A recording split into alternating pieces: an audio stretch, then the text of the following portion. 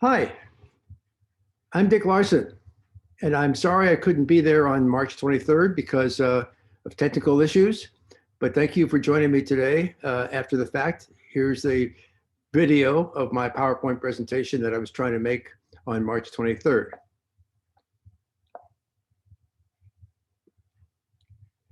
Okay, that's me in a different environment at a conference a couple of years ago, because the lighting in this room is not so great. There you see better lighting.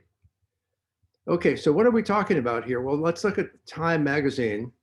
One of their cover stories recently said what we're focusing on for the 21st century is developing minds for problem solving, creativity, and critical thinking skills.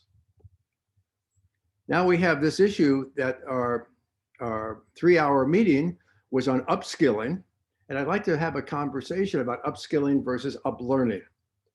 First of all, job tenures these days, the amount of time you're going to spend in a job are typically 5 years or less, oftentimes 2 or 3 years. The time constants of technological change are becoming smaller and smaller, and many skills relevant to the economy today will be history 10 years from now.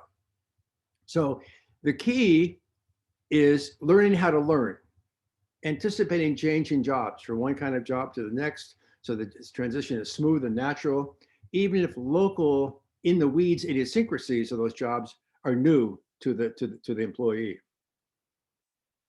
So what we have developed over the past 12 years is something called MIT Blossoms. Our focus of this pedagogy was basically for high school STEM classes, STEM or science, technology, engineering, and math. But I think it's relevant to upskilling and uplearning as well. And the unique thing about Blossoms is it's a teaching duet pedagogy. We have the on-camera video teacher who's world-class, and then we have the in-class teacher who's expert in interacting with the class with active learning. So each video moves in brief segments. Between video segments, the in-class teacher engages the class in active goal-oriented exercise, and that's outlined in a teacher's guide. Once the learning goal in the class is achieved, then the in-class teacher turns on the video for the next segment. And these segment transitions we talk about as passing the teaching baton from the virtual teacher on video to the live teacher in the class. And so the focus is not on memorization or rote learning of content, but developing critical thinking skills, problem solving skills, how technical people like engineers and scientists think, to connect abstract concepts to the real world, to make things exciting and fun, and also cross-cultural understanding. The Blossoms program had 11 different country partners. So recently we've extended Blossoms to include project-based learning, PBL units. And basically each Blossoms PBL unit lasts for 3 to 5 weeks. And the segment starts off on day 1 with a Blossoms lesson that frames the problem. And then the whole thing continues for 3 to 5 weeks where the students work in small teams on real problems in their community. And the Blossoms content provides the anchor content. So I was thinking that this kind of pedagogy is perfect for upskilling and uplearning. First of all, you get a world-class video teacher presenting the core concepts in a video segment. So you do a search, best in Europe, best in North America, teacher for a particular kind of thing, particular kind of framework for probably a STEM kind of issue. And then the local facilitator directs the class. The class is maybe 10 to 30 people who are in Spain or in Germany or Denmark or Boston, Massachusetts, to apply those ideas to a given local industry. And then project-based learning follows as the group shifts off into small teams to work on real problems collaboratively together. So I would say that a whole lot of upskilling and uplearning will be going on with that. And you embed this in a networked ecosystem.